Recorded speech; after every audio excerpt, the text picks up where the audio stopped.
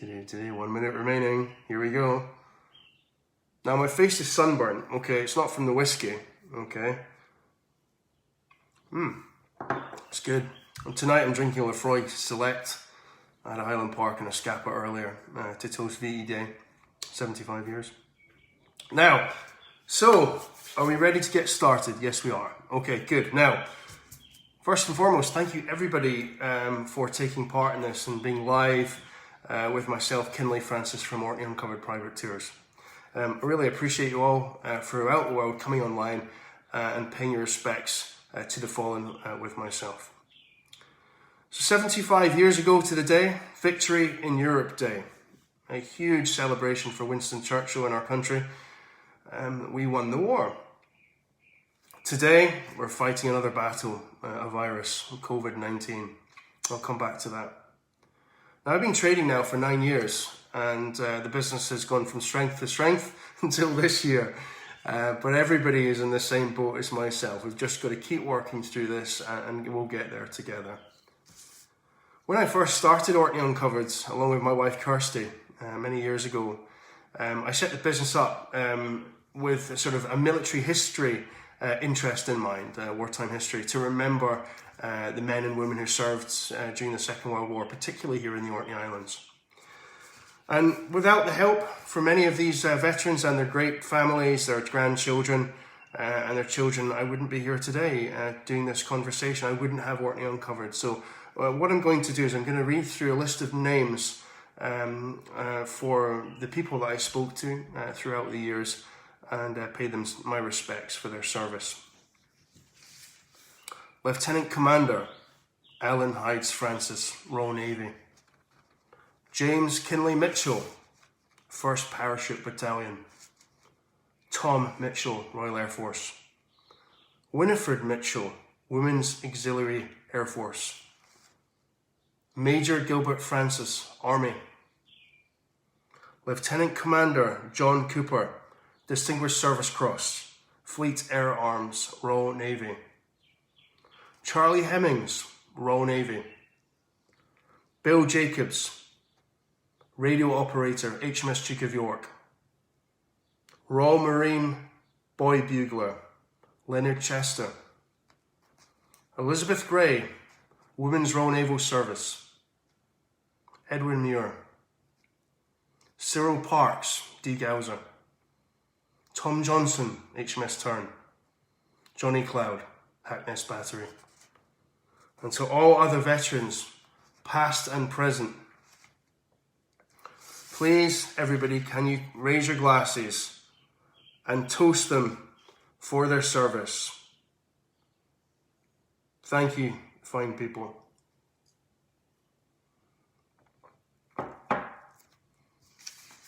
Now, over the years, I've had the privilege of guiding many wartime greats, including Royal Marine Boy Bugler Len Lanchester.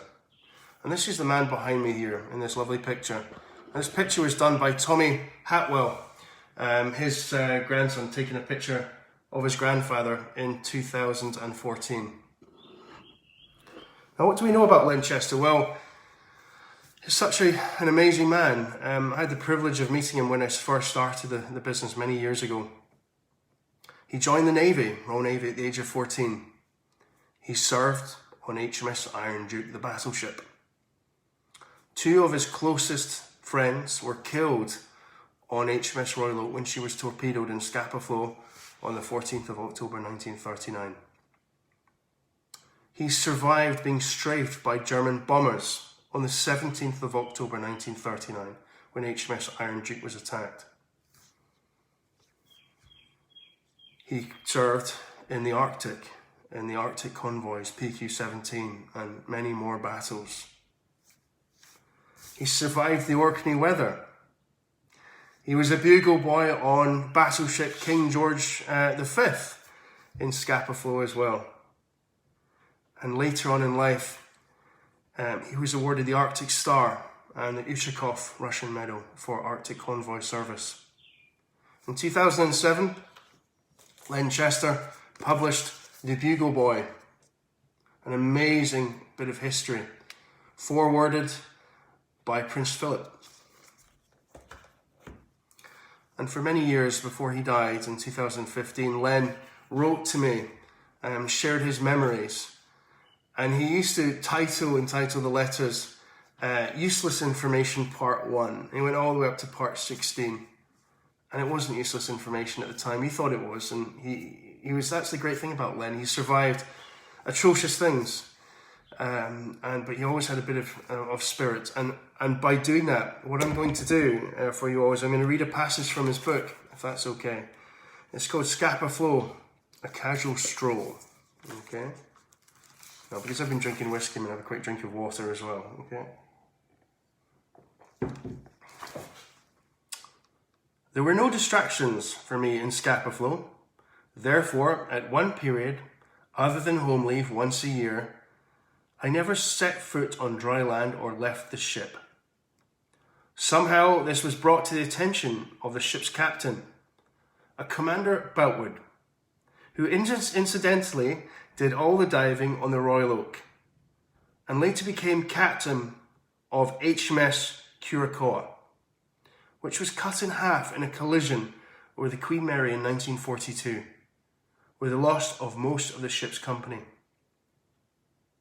Noting that I had not been ashore, he ordered that the Sergeant Major was to take me for a route march. I could see that he was not pleased with that order. I could see by his manner and his attitude, I was to make this little sod suffer. And in a way he did. On board the ship, we didn't wear hobnailed boots. Whilst in barracks, we wore service boots, soft, normal boots with leather soles, which wouldn't tear up the decks on the ship. So for my solitary route march, I was made to wear my service shore boots, and off we went for an enjoyable stroll.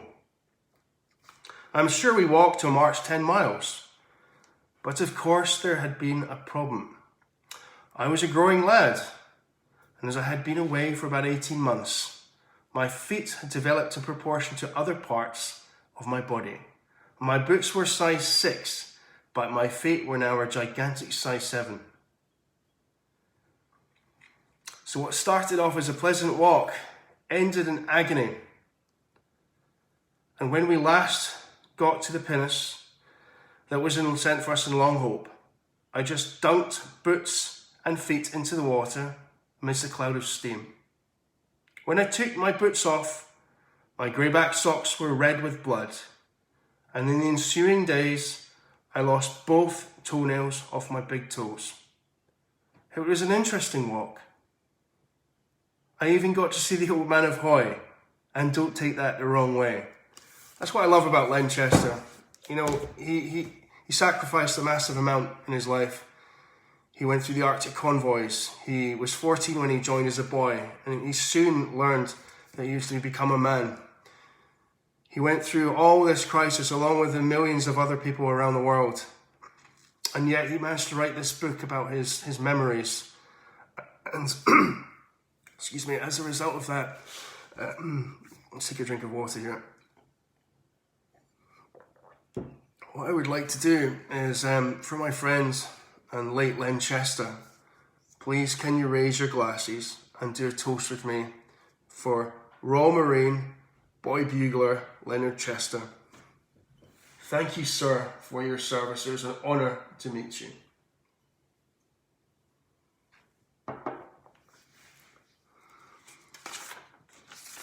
Now, Orkney during the war. Well, Orkney was an amazing place to be.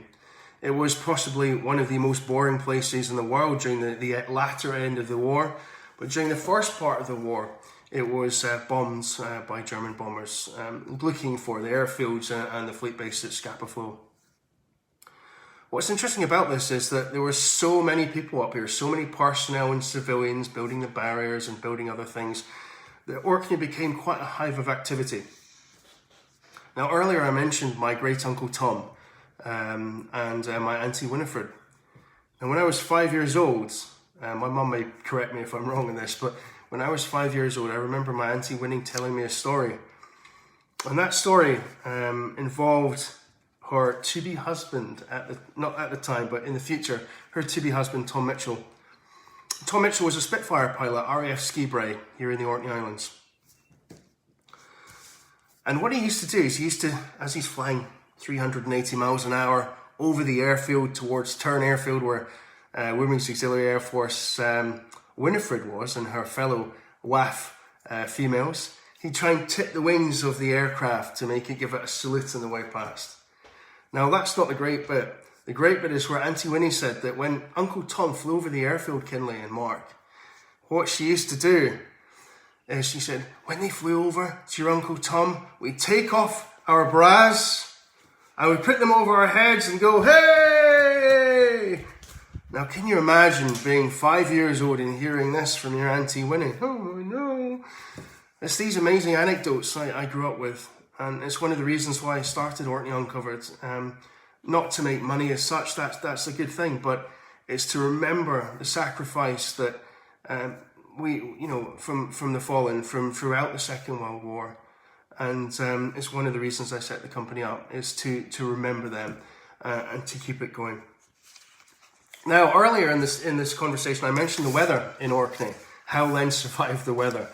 Well, in Scapa Flow in the Second World War, a captain by the name of Hamish Blair, Royal Navy, he wrote a song called Bloody Orkney. Okay? Now what I'm going to do is I'm going to read you this song just now. Okay? I'm not going to sing it, okay? Because my singing is pretty pathetic, to be honest. Okay? So, here we go. This bloody town's a bloody cuss. No bloody trains, no bloody bus. And no one cares for bloody us in bloody Orkney. The bloody roads are bloody bad. The bloody folks are bloody mad. They make the brightest bloody sad in bloody Orkney. All bloody clouds and bloody rains. No bloody curbs, no bloody drains. The council's got no bloody brains in bloody Orkney. Everything's so bloody dear. A bloody bob for a bloody beer. And is it good? No bloody fear in bloody Orkney. The bloody flicks are bloody old. Bloody seats are bloody cold. You can't get in for bloody gold in bloody Orkney. The bloody dances make you smile. The bloody band is bloody vile. It only cramps your bloody style in bloody Orkney. No bloody sport, no bloody games, no bloody fun, the bloody dames won't even give their bloody names in bloody Orkney. Best bloody place is bloody bed, with bloody ice on bloody head. You might as well be bloody dead in bloody Orkney. Captain Hamish bloody Blair, isn't he posted here nae mair? But no one seems to bloody care in bloody Orkney. Now, part of one of my final toasts for this evening is to do a toast for 75 years since Victory in Europe Day, but also to combine that with the key workers throughout the world for this horrendous coronavirus that everybody's going through. Globally, it's a nightmare. It's claimed almost 32,000 deaths here in the UK. We're all on lockdown. Countries throughout the world are suffering and struggling.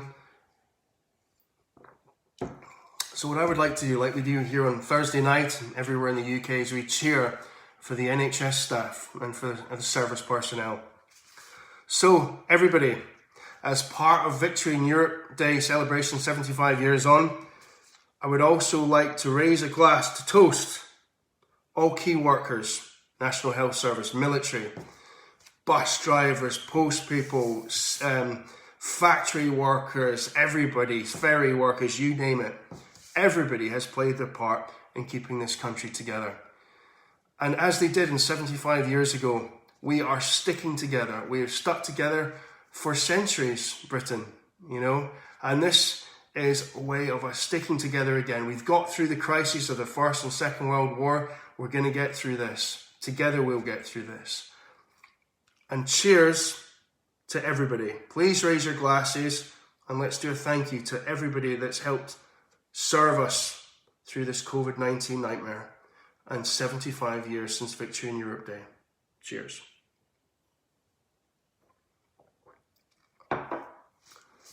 Now what I would like to do is, before I finish here this evening, I would like to read you a poem called The Fallen. Now the poem itself dates back to 1917. It was written by a man called Lawrence Binyon, and it is a very famous poem. And I appreciate that we're talking about the Second World War here, but this is the type of poem that resonates through history, through our hearts and our memories. So I'm going to do 2 verses from The Fallen. Okay. Now the actual poem was written after the Battle of Mons in 1917, a very bloody British battle with many casualties, thousands of casualties. And Lawrence Binyon wrote this poem. So I'm going to read 2 of the verses, one of which I'm sure many of you will be familiar with. Here we go. They shall grow not old, as we that are left grow old.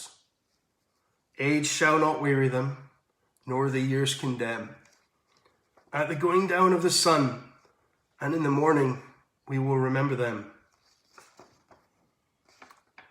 As the stars that shall be bright, when we are dust, moving in marches upon the heavenly plain. As the stars that are starry in the time of our darkness, to the end they remain. And that's it, ladies and gentlemen. I appreciate everybody tuning in this evening, and it's been a pleasure meeting you all. And to all our thousands of followers for Orkney Uncovered throughout the world, we love you all, and our families and friends. And it's been a great tribute. When I first did this with Kirsty earlier, I burst into tears because it's so difficult doing something like this. You know, when I remember Len Lanchester, he is an amazing man, and Charlie Hemmings in the Navy as well. These chaps have been through hell on earth, and nowadays you have kids moaning about how their PlayStation doesn't work. They just don't have a clue. So it is an emotional time for us all. But it's 75 years since Victory in Europe Day. And thank you very much to everybody throughout the world for tuning in. I really appreciate that. And if you've got any comments or feedback about my video skills, please leave it in the video afterwards. Okay? I'd like to make a final toast, and that's to everybody throughout the world. Thank you for watching, and goodbye.